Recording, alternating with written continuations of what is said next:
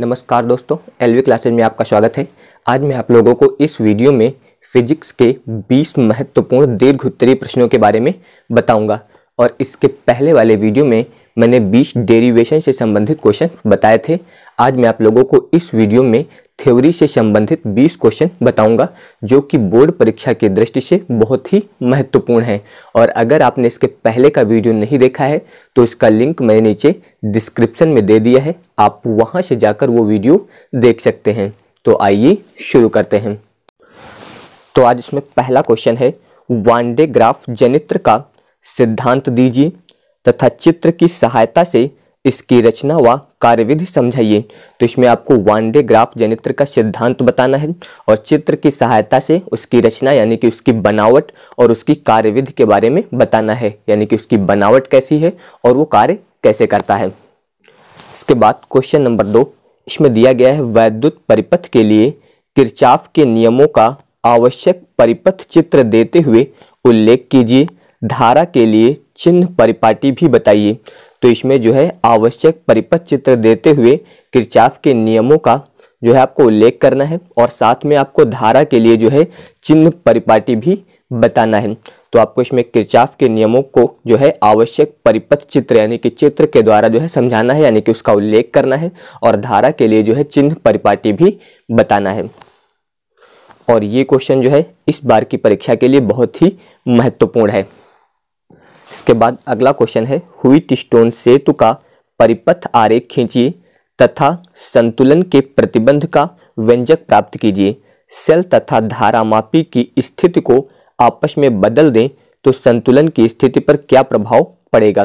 तो इसमें आपको व्हीटस्टोन सेतु का जो है परिपथ आरेख बनाना है और इसमें साथ में ये भी बताया गया है कि तथा संतुलन के प्रतिबंध का व्यंजक प्राप्त कीजिए, यानी कि व्हीटस्टोन के संतुलन के प्रतिबंध का जो है व्यंजक भी आपको प्राप्त करना है। और साथ में ये भी बताना है आपको कि सेल तथा धारामापी की स्थिति को अगर आपस में बदल दिया जाए, यानी कि सेल के स्थान पर धारामापी का प्रयोग कर दिया जाए और धारामापी के स्थान पर सेल का प्रयोग कर दिया जाए, क्योंकि यहाँ पे लिखा गया सेल तथा धारामापी की स्थिति को आपस में बदल दिया जाए तो संतुलन की स्थिति पर क्या प्रभाव पड़ेगा, आपको ये भी बताना है। इसके बाद अगला क्वेश्चन है, चुंबकीय दृष्टि से पदार्थ को कितने वर्गों में विभाजित किया गया है और प्रत्येक वर्ग की प्रमुख विशेषताएं बताइए। तो आपको इसमें चुंबकीय दृष्टि से जो है पदार्थ को कितने वर्गों में बांटा गया है ये बताना है और साथ में प्रत्येक वर्ग की जो है प्रमुख विशेषताएं भी बतानी है। तो इसमें आपको सभी पदार्थों यानी कि अनुचुंबकीय, प्रतिचुंबकीय और लौह चुंबकीय सभी पदार्थों की विशेषताएं आपको इसमें बताना है। इसके बाद अगला क्वेश्चन है कि लेंज का नियम लिखिए, क्या यह ऊर्जा संरक्षण के सिद्धांत का पालन करता है। तो इसमें लेंज के नियम को लिखना है आपको और साथ में ये भी बताना है कि यह नियम यानी कि लेंज का नियम जो है ये ऊर्जा संरक्षण के सिद्धांत का पालन करता है या नहीं करता है। तो ये क्वेश्चन भी इस बार की परीक्षा के लिए बहुत ही महत्वपूर्ण है। इसके बाद अगला क्वेश्चन है, अन्योन्य प्रेरण किसे कहते हैं। अन्योन्य प्रेरण का एक व्यवहारिक उदाहरण दीजिए। अन्योन्य प्रेरण गुणांक की परिभाषा, मात्रक तथा विमीय सूत्र बताइए। तो इसमें आपको पहले अन्योन्य प्रेरण किसे कहते हैं इसके बारे में बताना है, फिर इसमें कह रहा है कि अन्योन्य प्रेरण का एक व्यवहारिक उदाहरण दीजिए, तो आपको अन्योन्य प्रेरण के एक उदाहरण को बताना है। इसके बाद फिर कह रहा है अन्योन्य प्रेरण गुणांक।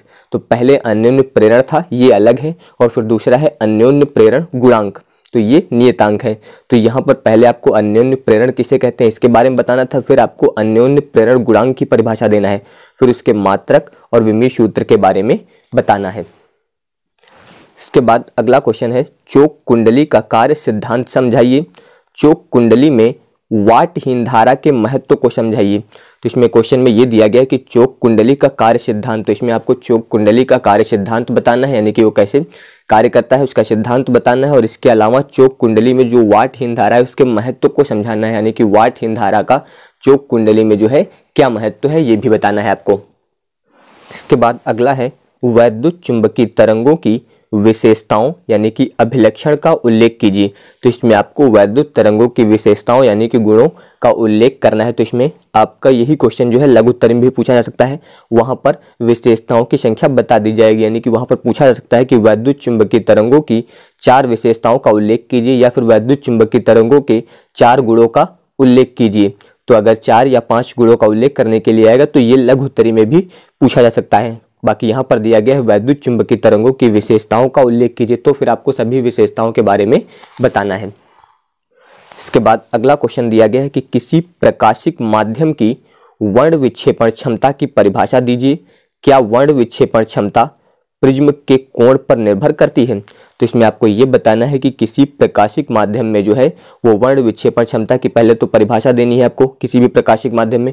इसके अलावा ये बताना है कि क्या वर्ण विक्षेपण क्षमता जो है प्रिज्म कोण पर निर्भर करती है, यानी कि जो वर्ण विक्षेपण क्षमता है वो प्रिज्म के कोण पर निर्भर है या नहीं निर्भर है, ये भी बताना है आपको। इसके बाद अगला क्वेश्चन है किसी परावर्तक दूरदर्शी का किरण पथ खींचकर उसमें प्रतिबिंब का बनना समझाइए तथा अपवर्ती की तुलना में यह क्यों उत्कृष्ट होता है? तो इसमें आपको परावर्तक दूरदर्शी का जो है किरण पथ खींचकर उसमें प्रतिबिंब का बनना जो है वो समझाना है। तो प्रतिबिंब का बनना समझाने के लिए आपको किरण आरेख बनाना है और इसके अलावा इसमें आपको परावर्तक दूरदर्शी की रचना यानी कि बनावट उसके बारे में भी बताना रहेगा आपको। और इसमें यह भी पूछा गया है कि अपवर्ती की तुलना में यह क्यों जो है उत्कृष्ट होता है, आपको इसको किसके बारे में भी बताना है। तो अपवर्ती यहाँ पर ये भी दूरदर्शी है, तो परावर्तक दूरदर्शी, इसके अलावा दूसरा होता है अपवर्ती दूरदर्शी। तो यहाँ पर इसके बारे में ये बताना है आपको कि ये अपवर्ती दूरदर्शी की तुलना में जो है क्यों उत्कृष्ट होता है। इसके बाद अगला क्वेश्चन दिया गया है खगोलीय दूरदर्शी की संरचना तथा क्रियाविधि का वर्णन कीजिए।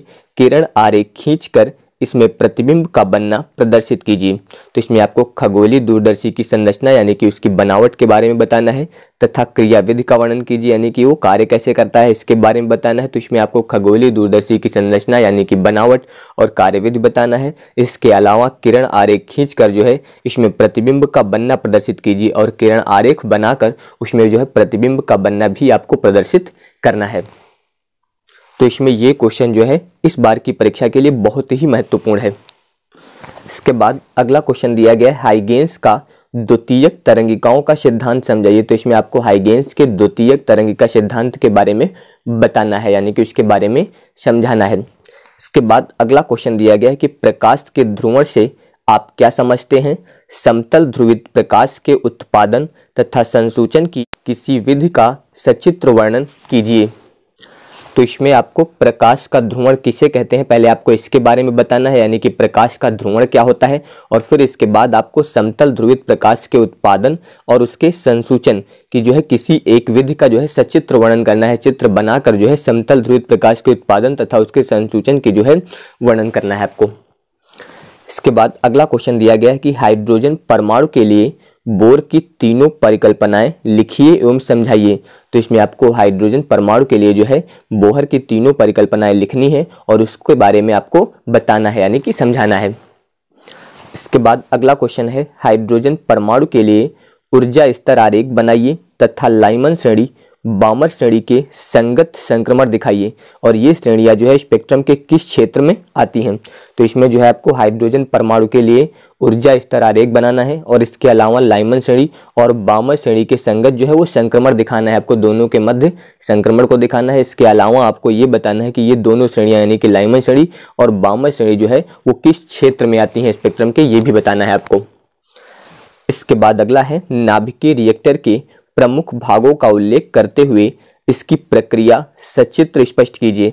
तो आपको नाभिकीय रिएक्टर का जो है सचित्र वर्णन करना है यहाँ पर यानी कि उसके प्रमुख भागों के बारे में बताना है और उसका चित्र यहाँ पर प्रदर्शित करना है इसमें। इसके बाद अगला है पीएन संधि डायोडों की पूर्ण तरंग दिष्टकारी क्रिया समझाइए।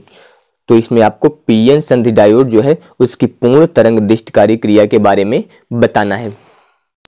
इसके बाद अगला क्वेश्चन है पीएन संधि डायोड किसे कहते हैं और यह किस प्रकार बनती है। तो इसमें आपको पहले ये बताना है कि पीएन संधि डायोड जो है वो किसे कहते हैं यानी कि क्या होता है। इसके अलावा आपको इसमें ये बताना है कि पीएन संधि डायोड जो है वो किस प्रकार से बनती है यानी कि किस प्रकार से इसको बनाया जाता है। इसके बाद अगला क्वेश्चन है कि पीएन संधि डायोड को अर्ध तरंग दिष्टकारी के रूप में कैसे प्रयोग में लाया जाता है। तो इसमें पहले आपको ये बताना है कि पीएन संधि डायोड को जो है वो अर्ध तरंग दिष्टकारी रूप में कैसे प्रयोग में लाया जाता है और इसके अलावा इसमें दिया गया कि सरल परिपथ आरेख बनाकर कार्यविधि समझाइए और इसका सरल परिपथ बनाकर जो है आपको कार्यविधि समझाना है। और इसमें साथ में ये भी दिया गया कि निवेशी तथा निर्गत उल्टताओं के तरंग रूप दिखाइए और इसमें निवेशी तथा निर्गत उल्टताओं के जो तरंग रूप है उसको भी आपको प्रदर्शित करना है। इसके बाद अगला है पीएनपी ट्रांजिस्टर का उपयोग करके परिपथ आरेख की सहायता से उभयनिष्ठ उत्सर्जक प्रवर्धक की क्रियाविधि समझाइए। तो इसमें ये दिया गया है जो पीएनपी ट्रांजिस्टर होता है उसका उपयोग करके जो है परिपथ आरेख की सहायता से उभयनिष्ठ उत्सर्जक प्रवर्धक की क्रियाविधि के बारे में आपको बताना है। तो यहाँ पर आपको उभयनिष्ठ उत्सर्जक प्रवर्धक इसकी क्रियाविधि बतानी है। तो वीडियो देखने के लिए धन्यवाद। अगर वीडियो पसंद आए तो वीडियो को लाइक और शेयर जरूर करिएगा और अगर आप हमारे चैनल पर नए हैं तो चैनल को सब्सक्राइब भी कीजिएगा।